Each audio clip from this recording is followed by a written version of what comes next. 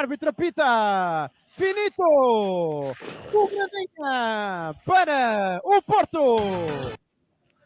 O Porto é, pela nona vez, campeão de Portugal, campeão português e vencedor da Taça de Portugal, portanto, pela nona vez. Ou seja, faz a dobradinha pela nona vez. Sérgio Conceição é o primeiro treinador português e o primeiro treinador na história do Porto a conquistar pela segunda vez a dobradinha pelo Futebol Clube do Porto, e é mais um recorde para o treinador português, que também já foi jogador dos Dragões. Estão com o 45 minutos a Porto, mais um, o 15º, portanto já estamos aqui há 15 programas.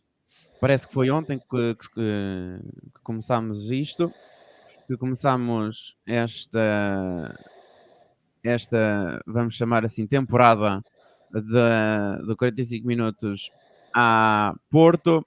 E para hoje temos de falar, claro, da vitória frente ao Tondela por 3-1 no Jamor, no passado domingo. Vamos falar sobre o jogo, sobre quem é que foi... quais é que foram os jogadores que se evidenciaram mais, não só neste jogo da Taça, como também um pouco por todo o campeonato. E vamos começar a falar do tema que agora vai encher jornais e televisões, que é mercado. Portanto, a janela de transferências vai-se abrir dentro de semanas, mas as movimentações começam já a serem feitas, quer para quem sai do Porto, para quem pode vir a entrar e para quem esteja emprestado e possa regressar ao Porto e tentar fazer a pré-temporada, ou então aqueles que nem sequer vão fazer a pré-temporada e vão tomar outro caminho, seja através de mais um empréstimo ou então de uma venda definitiva para outro clube. Comigo já tenho os portistas José Sousa e Alberto Pinto, ambos decidiram ir até ao Jamor e, portanto, é isso mesmo que nós vamos querer saber. Como é que foi a festa pré-jogo, durante o jogo e pós o jogo, após a conquista da dobradinha? Vou começar primeiro pelo José Sousa, que foi pela primeira vez ao Jamor. Foi pela primeira vez ver uma final da Taça ao Jamor. Boa noite. E foi é uma emoção realmente é difícil de descrever. Eu sempre ouvi isto de amigos meus que já foram a outras finais.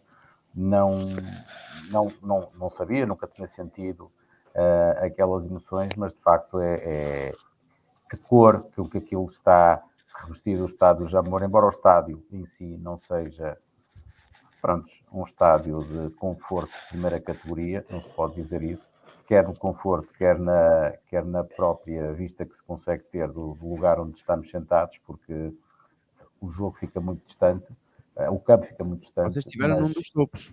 Estivemos no topo Era atrás de uma das balizas. Sim, mas eu diria que não sei se haverá algum lugar no estádio em que se possa ver bem o jogo, porque a pista à volta do estádio coloca-nos muito distantes daquilo que é o centro das atenções.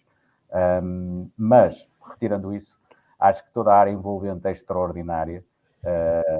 Aquele verde à volta, a mata à volta do Jamor, os milhares de pessoas que se cruzavam, que eu encontrei muitos colegas lá, felizmente, e a festa também, porque se calhar não eram propriamente rivais, como seria um jogo com os outros rivais de Lisboa, a harmonia foi total, ou seja, eu vi esmagadoramente a maioria do hectare do Porto, mas vi as pessoas claques a conviverem umas com as outras em total harmonia, sem a mínima questão. Foi uma festa, mesmo para o Tondela que perdeu, fez a festa no fim, acho que todos saíram realmente satisfeitos porque foi um dia de festa extraordinário. Para mim, um dia inesquecível. Alberto, a tua experiência no Jamor depois, antes, durante e depois da nona dobradinha do Futebol Clube do Porto. Em primeiro lugar, muito boa noite para vocês e para os nossos ouvintes. Foi a primeira vez que também fui assistir a uma final. E gostei muito, particularmente de ter estado lá com o meu querido amigo e companheiro aqui de debates semanais, José Sousa, com o seu filho também. Encontrei também outro grande portista com quem vi o jogo, o Nandinho, com quem já tive há muitos anos lugar cativo, quer no Estádio das Antas, quer no Estádio do Dragão, porque fui para a final com o meu filho, 2 sobrinhos e o meu irmão. E não pude estar com eles porque eles foram para o Topo Norte e o meu bilhete era para o Topo Sul, mas também estive em família, não é? Com o José Sousa e com o Nandinho e com o filho do José Sousa, tivemos muito bem. Agora, realmente aquilo é tudo muito bonito, onde está o estádio, onde a zona envolvente, só que condições não tem nenhuma, zero. Aquilo se chove, as pessoas morrem afogadas, se está sol, morrem de insolação. E depois, exatamente, quer dizer, e estamos muito longe de ver o que é o jogo. Agora, a festa que se faz à volta daquilo e outra coisa mais preocupante é que não há sítio para estacionar carros, os carros ficam no meio, ficam espalhados por aquelas estradas via rápidas e Cs e não sei o quê. Quer dizer, e é bastante perigoso para quem deixa o carro e sai do carro para se deslocar para o estádio e depois do estádio para o carro. É tudo muito perigoso. Acho que em 2022 a razão tem o Pinto da Costa que aquilo, quer dizer, mais valia termos ido para, já disse isto, mais valia termos ido para o nosso salão de festas, pelo menos tem condições, não é? Que era, íamos para o Estádio da Luz, já querem que a taça seja jogada na capital, íamos para o Estádio da Luz que tem mais condições. E nós já estamos habituados lá a ter festa e a fazer a festa. Era bem preferível, mas pronto, foi o que foi, gostei muito, ganhamos muito bem. Destacar os jogadores, temos de destacar sempre os mesmos, não é? Taremi, Zaidu, o Zaidu esteve muito bem. Basicamente, quer dizer, eu não tenho assim nenhum que possa dizer assim, este excedeu-se. Acho que tiveram todos muito bem. O Vitinha, quer dizer, eu temo que, indo já falando um bocado naquilo que o Francisco também atirou para o debate, que é a abertura do mercado, eu temo que se calhar o Porto vai ficar sem um ou outro dos jovens jogadores que vieram da formação. E provavelmente será inevitável, porque o Porto precisa de fazer dinheiro, com muita pena minha, não é? Mas pronto. Mas para acabar o tema taça, foi uma experiência bonita, foi uma experiência que quero voltar a ter e de preferência estar com as mesmas pessoas com quem estive, porque estive muito bem. Estivemos muito bem no meio daquela festa toda. Foi muito bonito. Quero repetir. Então, passando diretamente para o jogo, parece que houve Taremi. Houve Taremizaço com 2 golos, com estar presente também no golo do Vitinha, ainda que o passe para nada no golo do Vitinha não está depois no golo do Vitinha ou passe PP? Exato. Está no primeiro e no terceiro golo, podia ter marcado 3 se não tivesse falhado a grande penalidade. E curiosamente, toda a ação, ou quase toda a ação do jogo aconteceu na segunda parte. E vocês viram do lado de onde foram os 2 golos, os 2 dos 3 golos do Porto. Portanto, até aí tiveram sorte mesmo estando longe, separados pelo tartan. Tanto até nem estiveram muito mal. Mas indiretamente ao jogo, o Porto fez uma alteração apenas, outra vez na baliza, saiu Cláudio Ramos, que tinha jogado de início no último jogo do campeonato, entrou Marchesine. Quando falarmos do mercado, também vamos ter de falar do Marchesine, porque teve umas declarações, diria eu, curiosas no final do jogo, já para um órgão de comunicação social, também rádio, neste caso para a Antena 1. Mas já lá vamos, quando falarmos do mercado, depois falaremos também sobre estas declarações do Agostinho Marchesine. Mas houve Taremi, houve 2 golos do iraniano a abrir e a fechar, a abrir de grande penalidade, a fechar num golo a passe de Otávio. E o Porto marca! Taremi! Gol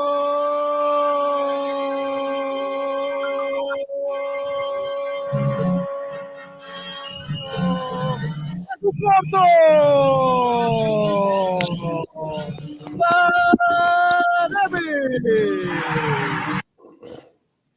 Mesmo o Taremi, que fez os dois dos 3 golos, Alberto, já quase não há palavras para falar sobre este rapaz que, mais uma vez, é figura do jogo. Taremi. Mas mais do que os golos que ele marcou, onde foi de penalti e outro foi de um passe fabuloso de Otávio, acho que dou mais mérito ao Otávio do que dou ao Taremi. Apesar de gostar muito do Taremi, mas acho que 75% do golo, do segundo golo do Taremi, 75% do golo é do Otávio, que faz um passe de mestre, um passe que só alguns o conseguem fazer, não é? Aquele vôlei que ele faz, passar a bola por cima do defensor, para ela ficar sozinha na frente do guarda-redes, e foi só empurrar a bola para dentro da baliza. Por isso, o Taremi é um excelente jogador, para mim deve ser dos jogadores mais inteligentes a jogar em Portugal, porque joga muito com a inteligência, mas para mim teve mais mérito no segundo golo o Otávio do que o Taremi.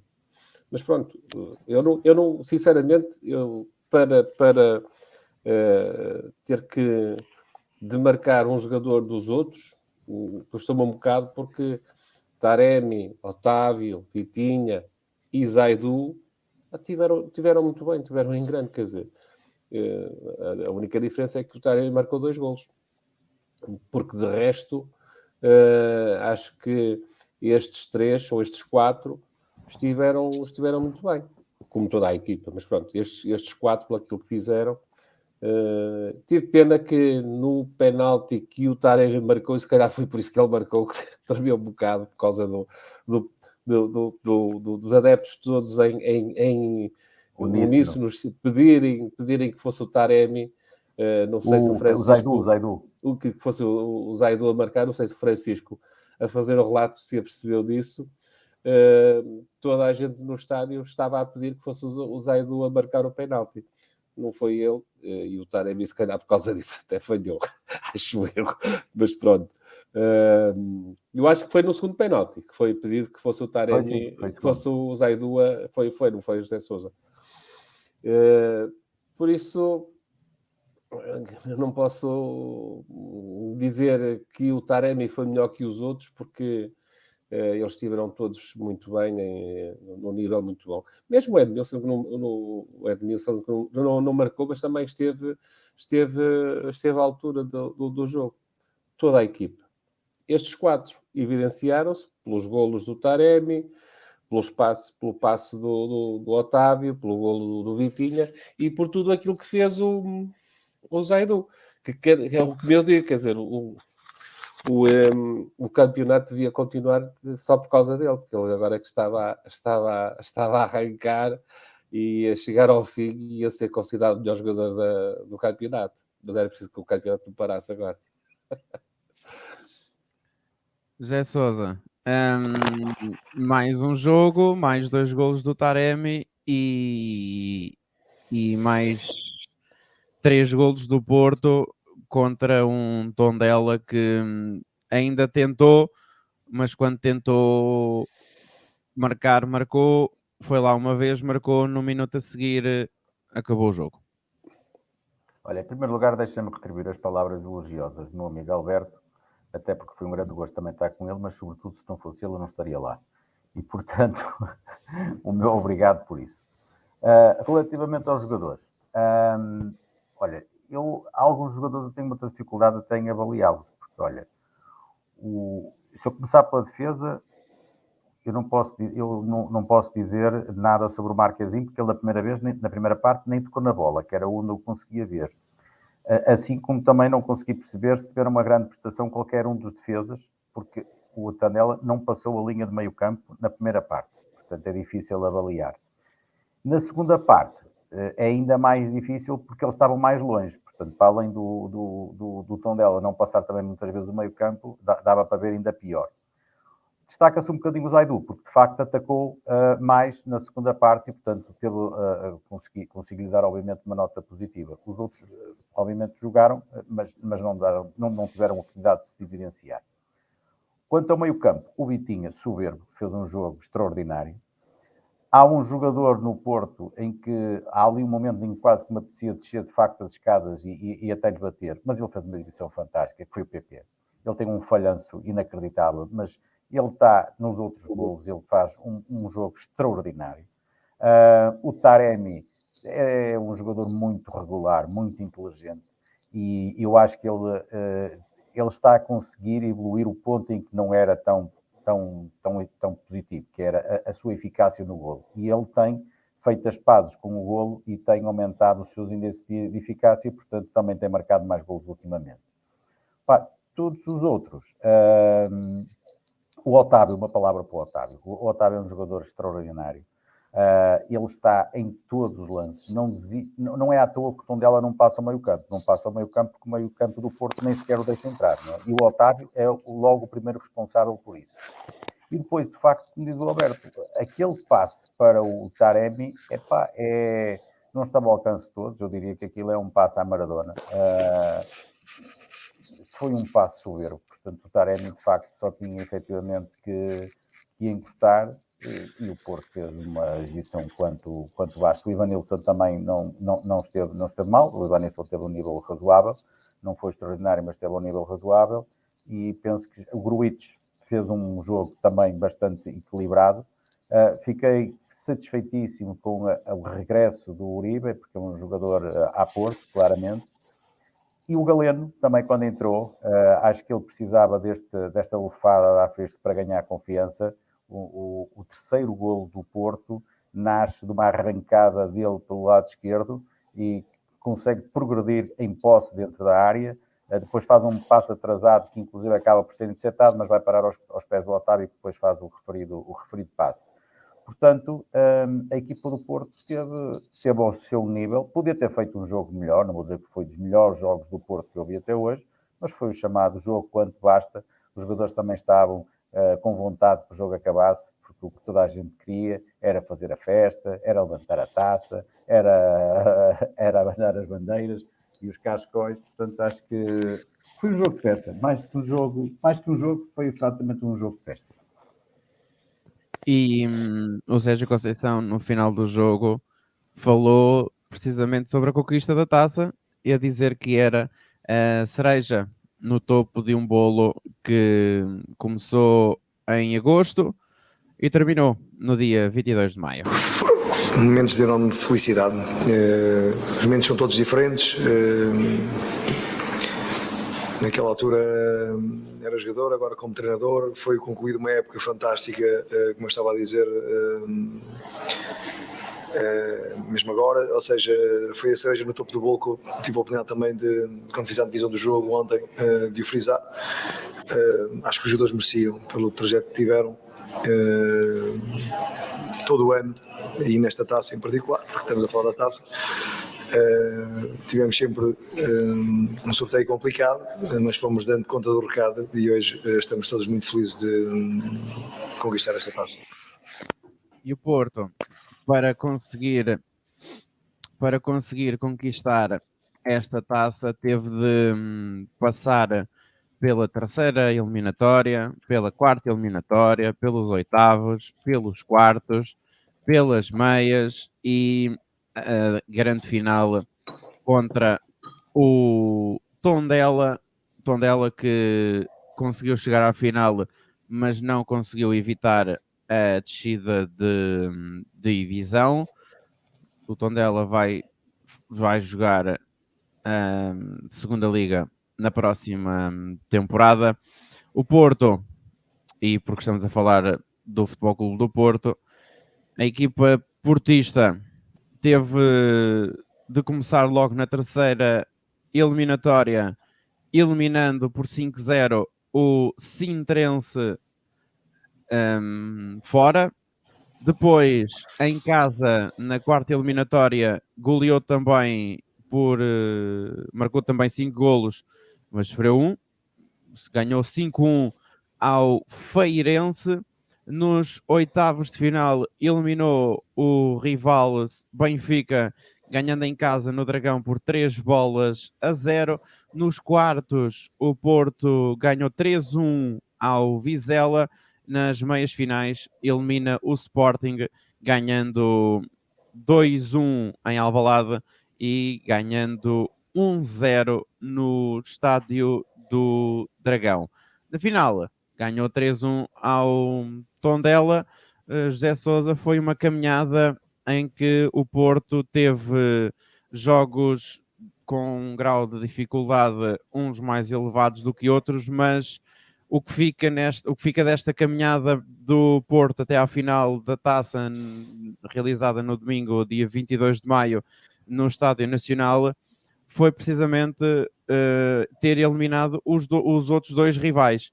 Primeiro o Benfica, depois o Sporting e pelo meio todas aquelas equipas que eu referi. Portanto, foi uma taça de Portugal, diria eu que completamente imaculada, assim como praticamente toda a temporada do Futebol Clube do Porto, desde agosto até maio, até o dia 22 de maio.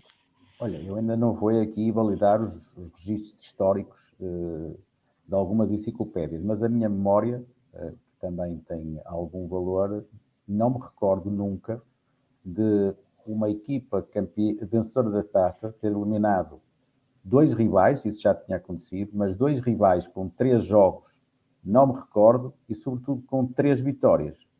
Não me recordo mesmo de todo.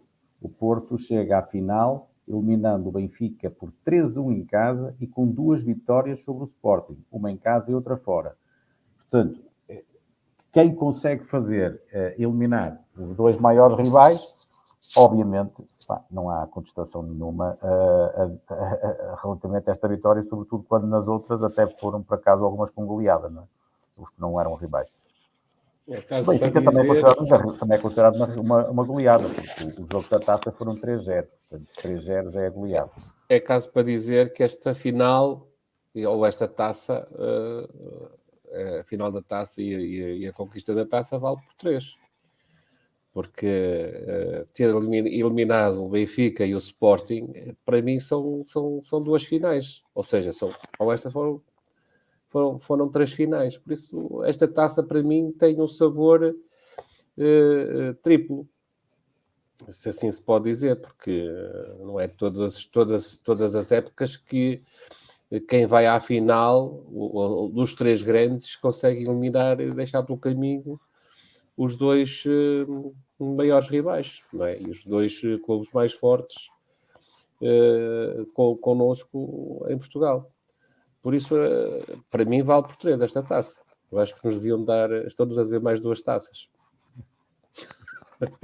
O Porto terminou esta Taça de Portugal, e são números para uma Taça de Portugal significativos, o Porto termina como vencedor, obviamente, mas termina com uma diferença de golos de 22-4, ou seja, 22 golos marcados para apenas 4 golos sofridos. Na taça. Sofreu um contra o Sporting, outro contra o Vizela, outro contra... E agora já me perdi. Outro contra o Feirense. E depois não estou a faltar mais nenhum. Eu agora que estou a pensar, eu estive nos jogos, eu estive contra o Feirense, estive contra o Benfica, estive contra o Sporting e estive contra o Tondela. Portanto, só faltei o jogo de Alvalade e o contra o Sintrense. Também acho que foi fora. Foi em Sintra. Agora, esta do 22-4 é que a mim me está a deixar... 22-4, desculpa. 22 marcados, 4 sofridos. 22 Então, 3 marcados, ao Benfica, 4 mais gols. 3 ao Sporting, faz 6. Com 5 no Foro Sintrense, faz 11. Não, o que me está a fazer aqui um bocado de confusão são os 4, porque o Porto sofre um contra o Feirense, não Um contra o sofre nenhum Sporting, contra o um contra o Tondela, sofre um contra o Vizela e sofre um 2 contra contra o Sporting. Não é 2. Ah, Ou quatro. não. Falta ao final da taça, 4. Ah, Já não estava a lembrar do final da taça. Portanto, está certo. São apenas 4 gols sofridos. o Benfica não nos marcou golos. Quem nos marcou golos foi só Marcou o gols em Tondela. quase todos. E a média de golos é bastante alta por jogo. Tendo que o Porto apenas, ou seja, só marcou 2 contra o Sporting num jogo. No conjunto das duas mãos, o Porto marca 3. Portanto, é uma média, dá uma média de 3, qualquer coisa, a somar os 10 golos marcados nas duas primeiras eliminatórias, depois 3 ao Benfica, 3 ao Vizela e no somatório contra o Sporting mais 3 e contra o Tondela mais 3. Portanto, é uma Taça de Portugal cheinha de golos, carregada de golos, com 22 golos marcados. Olhando para aquilo que foi a época do Porto... Já agora, nessa estatística, não tens quem é que é o melhor marcador da taça. Deve ser o Evanilson. É o Evanilson. Não só da taça, mas com 7 golos marcados a par, e isto eu por acaso referi durante o relato do jogo, é que o Evanilson marcou 7 golos, é um dos melhores marcadores da taça, só não é o único melhor marcador desta edição da Taça de Portugal, porque o João Rodrigues do Caldas também marcou 7. Portanto, uma salva de palmas para o jogador do Caldas, que conseguiu marcar 7 golos, tantos quanto o Evanilson, que de resto foi o melhor marcador do Porto na Taça de Portugal. E se o Caldas tivesse marcado 22 golos e sofrido só 4, teria ido à final e ganho. Não. Já teve numa meia-final o Caldas. O Caldas já teve numa meia-final e não foi há muito tempo. E não foi há muito tempo. Agora também não sei precisar há quanto tempo é que foi, mas não foi assim há muito tempo. Falando sobre o grupo de trabalho do Futebol Clube do Porto, o Sérgio Conceição também tem uma opinião muito própria, até porque ele conviveu com este grupo de trabalho durante vários meses, não vou dizer desde agosto, porque a época começou, ou a pré-época começou antes, começou ainda em julho, finais de junho, inícios de julho, e Sérgio Conceição disse na conferência de imprensa que este foi o melhor grupo de trabalho que teve desde que está no Futebol Clube do Porto como treinador. Vou poder dizer no final do jogo que este grupo, a nível humano, foi dos melhores que tive. O melhor, aliás, foi aquilo que eu disse. Porque teve a humildade de perceber o porquê de não ganharmos ano passado. Trabalhar em cima de algumas situações que não tivemos tão bem. Haver um respeito muito grande entre eles e o grupo de trabalho. Estou a falar dos jogadores em relação àquilo que são as minhas decisões, à minha exigência, quando digo minha, da equipa técnica também. Eu acho que nesse sentido, naquilo que foram centenas de treinos, tiveram um comportamento fabuloso. E nós, este ano,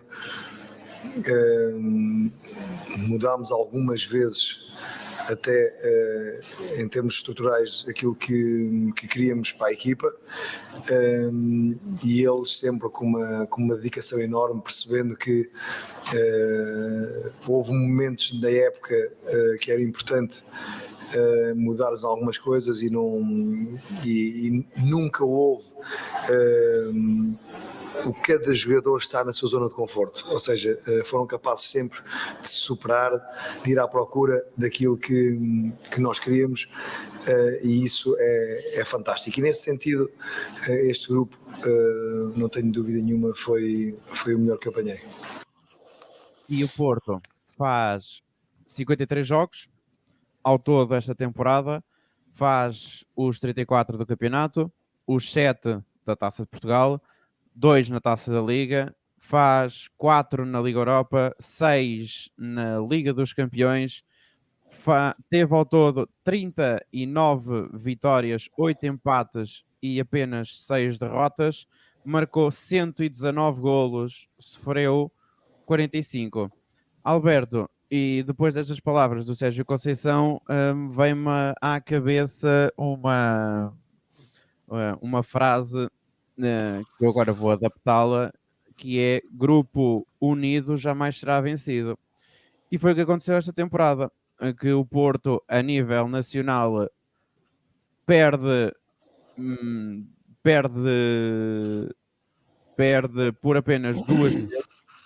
Perdeu com o Braga para o campeonato e perdeu com o Santa Clara na Taça da Liga, e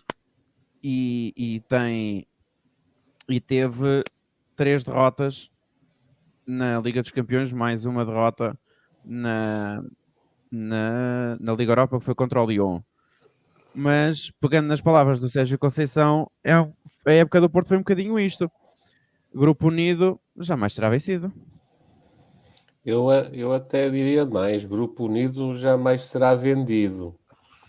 Mas se calhar não vai ser assim. Não, o que o Sérgio diz é realmente verdade. Este grupo de jogadores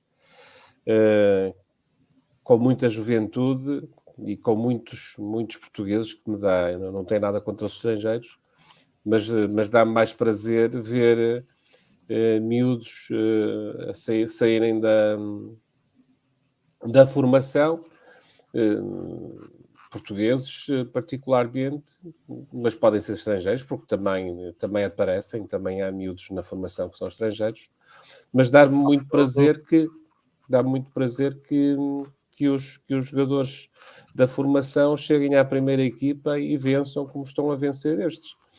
E os miúdos estão-se a fazer ainda, são humildes, são provavelmente fáceis de levar e de entender as ideias do Sérgio Conceição. São miúdos que não têm ainda vícios, que não têm ainda tiques de tetas, e se calhar muito melhor se consegue fazer deles aquilo que o Sérgio fez até hoje, que foi fazer deles campeões. E espero que eles cá continuem para o ano. A equipa, como disseste, uma equipa unida jamais será vencida, Espero que também não seja vendida, mas isso são contas de outro rosário. Isso é que era bom, porque eles não fossem vendidos. Vamos ver. Alberto, estavas a falar de ser uma equipa com muitos portugueses. Pois é, são 20 portugueses na equipa ou no plantel do Futebol Clube do Porto, o que dá uma média, não, o que dá um valor a nível percentual de 54,1%, ou seja, é quase maioria absoluta, se não mesmo maioria absoluta, de portugueses. O Porto já Futebol Clube do Porto. O Porto já parece uma equipa inglesa, que, tipo o Wolverhampton, a jogar de vez em quando, não é? Com muitos portugueses. Parece. É quase isso. A atuar em Portugal. Mal comparado, vamos dizer assim, é o Wolverhampton português. Com uma diferença. Exatamente. O Porto, neste caso, é campeão. Não, porque há equipas nacionais que jogam com menos portugueses do que a equipa do Wolverhampton, não é? De vez em quando o Wolverhampton joga com 7, 6, 5, joga sempre, e há equipas no campeonato nacional que não jogam. Pois não é só o ter portugueses, é ter portugueses de alta qualidade, porque estão 3 na seleção nacional. Portanto, acima do Wolverhampton, só há um clube que tem mais jogadores. Chama-se Futebol Clube do Porto. Exatamente. É verdade. José Sousa, dando continuidade a esta temática, isto que o Sérgio Conceição disse foi completamente espelhado, ou ficou completamente espelhado ao longo de toda a temporada. É que não houve um mínimo abanão, ou não se sentia muito um único abanão na equipa do Porto. E se porventura houvesse um abanãozinho, a equipa conseguia, ainda dentro do próprio jogo, recompor-se, e isso ainda aconteceu algumas vezes, mas o Porto conseguiu sempre dar a volta por cima e lá está, grupo unido, jamais será vencido. Eu acho que a vitória deste ano começou a ser construída sensivelmente na 7ª ou na 8ª jornada da temporada transata. Aquela derrota em Paços de Ferreira foi crucial para o Sérgio Conceição conseguir unir a equipa e criar um compromisso muito forte. E, portanto, esse foi o último jogo em que o Porto efetivamente teve uma derrota a nível nacional e aguentou, eu já perdi a conta, acho que eram 58 ou qualquer coisa jogos, sem perder. E foi esse espírito de compromisso, esse espírito de missão que o Sérgio Conceição conseguiu cimentar lá atrás, que depois se tornou resistente a todas as barreiras e a todas as questões que foram surgindo durante a temporada. Inclusive, quando as próprias barreiras são criadas por nós. E não nos podemos esquecer que a equipa não abanou, mas podia ter abanado com a saída em dezembro do Luís Dias, porque a equipa estava, eu não vou dizer dependente, porque até se provou o contrário de seguida, mas a equipa, obviamente, sobretudo até os adeptos, até admite que a própria equipa e o treinador tivessem conseguido ultrapassar a questão ou soubessem os trunfos que tinha na mão. Mas os adeptos sentiram bastante a saída do Luís Dias, que compreendemos, mas foi efetivamente muito sentida, e o Sérgio Conceição, mais uma vez, conseguiu criar dentro da própria equipa diversas mecânicas e engrenagens para fazer comatar a saída do Luís Dias, porque não foi só trocar o Luís Dias pelo PP, não foi só isso. Houve mais mexidas. É exatamente nesse momento em que ele também começa a apostar em 2 avançados, com o Ivanilson e o Taremi. Portanto, ele consegue encontrar as fórmulas dentro de portas, precisamente porque tem a disponibilidade dos jogadores para poderem jogar na posição em que são mais precisos. E a prova disso é o próprio PP vir jogar muitas vezes a defesa direito, quando o Porto não tinha nenhum defesa direito de raiz disponível. Estes compromissos são muito valiosos, e porque são eles que, no fim, entregam as vitórias.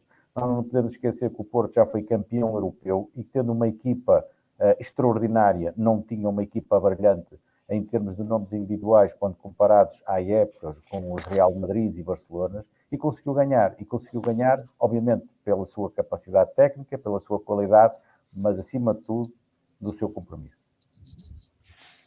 E foi uma época a todos os títulos muito boa por parte da equipa do Porto, aliás, muito boa.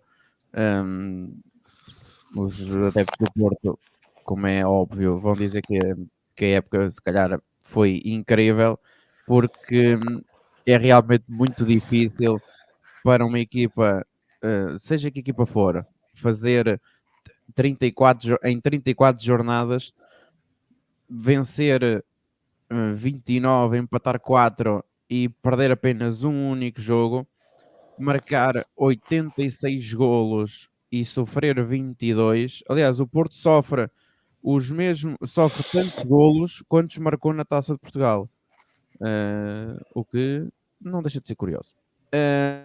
E aproveitando agora estes últimos minutos que temos ainda de programa, vamos começar a abrir a nossa janela de mercado, a nossa janela de transferências, e já começam aqui a haver algumas mexidas. Há pouco falei do Marchesina, porque no final do jogo não, já muito depois do final do jogo, já durante a festa dos jogadores do Porto e de toda a equipa do Futebol Clube do Porto, foi perguntada ao Marchesine como é que, ou qual é que seria o seu futuro.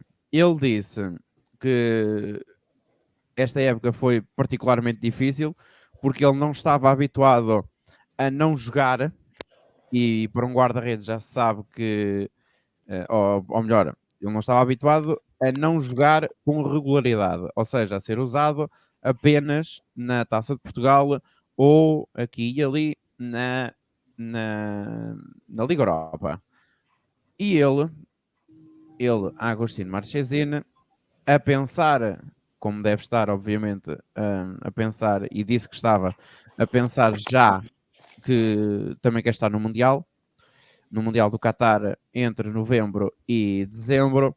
Ele disse que tinha mais um ano de contrato, e agora citando aquilo que ele disse: tenho mais um ano de contrato, estou muito agradecido ao Futebol Clube do Porto, obviamente quero jogar sempre e estou habituado a jogar, não me quero habituar a não jogar, é ano de Mundial, sentia que estava dentro do grupo da seleção, mas agora não está não estar a jogar é difícil. Vamos ver o que é melhor para o clube. Sempre disse que os clubes estão acima dos jogadores, mas tenho uma grande vontade de jogar.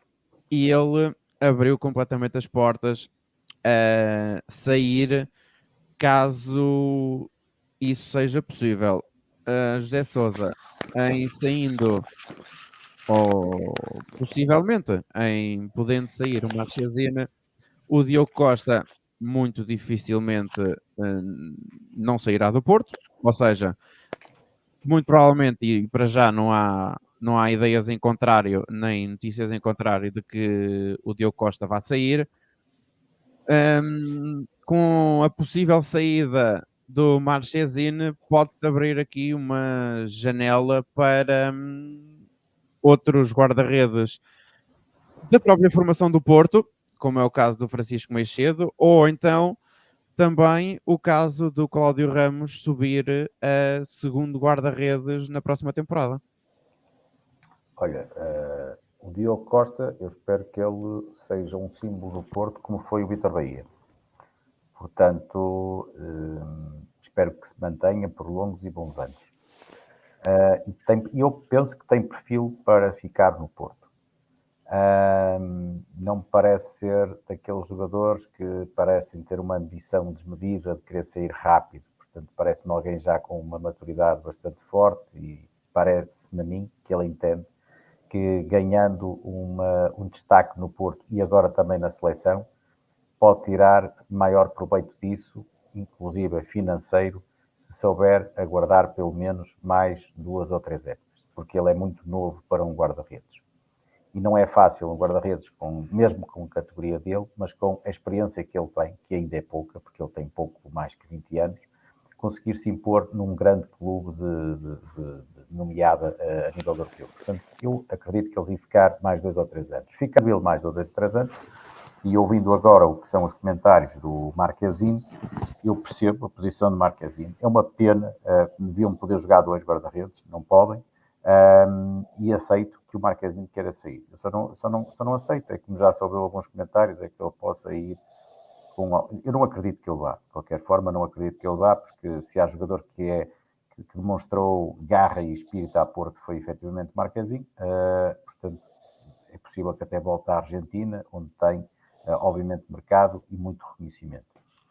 O Cláudio Ramos, acho que sim, acho que o Cláudio Ramos sofre de ter dois enormes guarda-redes à frente dele, porque o Cláudio Ramos só jogou, penso eu, 2 vezes pelo Porto esta época, mas quando joga tem boas exibições e, portanto, eu acho que é um jogador que está no auge da sua maturidade, é um guarda-redes que está na casa dos 30, 31 anos, é um guarda-redes que não é um guarda-redes para ser o titular do Porto, não creio que o seja, mas é um guarda-redes que estará seguramente à altura para, caso seja necessário, substituir em algum jogo, ou até assumir a liderança numa das competições, como o caso da Taça de Portugal, acho que faz sentido. Quanto ao terceiro guarda-redes, não tenho dúvidas nenhumas, é um Francisco Macedo, até porque se nós esperarmos os tais 2 ou 3 anos que eu referenciava para o Diogo Costa, acho que o Macedo tem uma qualidade muito semelhante ao Diogo Costa e, portanto, se isso viesse a verificar daqui a 3 anos, teríamos substituto seguramente à altura. O Cláudio Ramos faria este chamado período de limbo, ou este interregno entre um e outro. Alberto, também a tua opinião em relação a estas palavras de Marchesine, que eu diria eu, para além de serem palavras, é também um desejo que ele tem, que é o de voltar a jogar, e isso é, diria eu, perfeitamente legítimo, até porque um guarda-redes, sendo uma posição bastante delicada, que é aquela onde menos se mexe, é perfeitamente legítimo que ele queira jogar mais. Claro que é. O Marchesine é um excelente guarda-redes. Comparando com o Diogo, a única diferença é que o Diogo joga muito melhor com os pés do que ele. Agora, compreendendo a explicação do José Sousa, não concordando, acho que às tantas pode-nos sair aí, sei lá, um tiro pela culatra, e em vez de sair o Marchesine, sair o Diogo, porque não há muitos jogadores. Hoje procuram-se jogadores, porque toda a gente sai com a bola jogável da área. Não é? O guarda-redes mete a bola no chão e é dali que se começa a jogar. Já não é aquela situação que antigamente o guarda-redes era chuta para a frente e onde ela caísse, se os companheiros a apanhassem muito bem, se não apanhassem, que fossem tentar recuperá-lo. Agora sai-se da área a jogar, e é preciso que os guarda-redes saibam jogar muito bem com os pés, que é o caso do Diogo. O Diogo, apesar de ser novo, já pode estar a ser carimbado pelos grandes do futebol europeu. O Gianluca Donnarumma só tem 23 anos, não é? E foi pescado pelo Paris Saint-Germain. Mas eu é não isso queria. mesmo que eu digo, Alberto, mas é mesmo isso que eu digo. E o que é que aconteceu? Porque ele teve imensas dificuldades em se afirmar, não é? Porque tinha lá outro guarda-redes mais experiente. E, portanto, Mesmo assim, se ele tivesse aguentado mais um ano, aliás, ele não é uma persona não grata em Milão, exatamente por causa disso, porque ele se tivesse segurado mais um ano ou dois, teria... Exatamente, mas não deixa de ser um excelentíssimo sim, guarda-redes, um dos melhores do mundo. Só tem 23 anos, não é? A Itália levou a taça da Europa muito por conta do Donnarumma. Sim. Exatamente. Agora, eu prefiro que aconteça aquilo que o José Sousa disse que pode acontecer. Gosto muito do Marchesine, mas se tiver que sair um dos dois, eu prefiro que saia o Marchesine, prefiro que fique cá o Diogo. O Diogo tem um potencial enorme e dar-me muito, muito prazer que ele cá continuasse, mas nunca sabemos, nunca se sabe. Nestas coisas do futebol, tudo pode acontecer e é provável que saia o Marchesino, tudo indica que sim, mas houve um amigo meu que está sempre, que vai ver os jogos todos, está sempre muito bem informado e disse-me precisamente isto, que era que provavelmente o Diogo que ia sair. Porque se aparecer alguém que dê dinheiro, que se veja por ele, o Porto está a precisar de fazer dinheiro, está a precisar que entre dinheiro nos cofres, se calhar fica o Marchesino e vai o Diogo. Que eu não gostaria muito, mas pronto. Enfim. Agora, o Cláudio Ramos é outro excelente guarda-redes que está tapado por estes dois. Se um deles sair, claro que ele sobe a segundo e o Francisco Macedo vai ter o tempo dele, que ainda é novo, terá também as suas oportunidades mais para a frente. Tirando isto dos jogadores de campo, é como eu digo, como é que dizia o Francisco, a equipa unida jamais será vencida. Eu preferia que jamais fosse vendida um jogador sequer, mas pronto, se calhar vamos ter que ficar sem um ou outro, porque é a lei da vida, é a lei no futebol, é assim mesmo, não é? Entre uns saem outros. E certamente que vamos ter mais notícias ou já teremos mais algumas notícias. Se não for em relação ao Marchesino ou ao Diogo Costa, será porventura a possíveis entradas. E no próximo programa, já sabem, vamos falar sobre mercado e mais mercado. Meus caros, Posso só dizer uma coisinha? A época correu muito bem ao Porto, mas está-me aqui atravessada a derrota com o Leão, porque nós tínhamos tudo para vencer esta Liga Europa. Porque daquilo que eu vi, daí para a frente, acho que tínhamos todas as condições para ir à final. Mas pronto, não aconteceu. e como eu dizia, ficamos por aqui. José Sousa, Alberto, mais uma vez obrigado por cá terem estado mais uma semana. Para a semana há mais 45 minutos a Porto e vamos continuar a falar sobre o Futebol Clube do Porto. Estamos juntos na rádio. Até para a semana.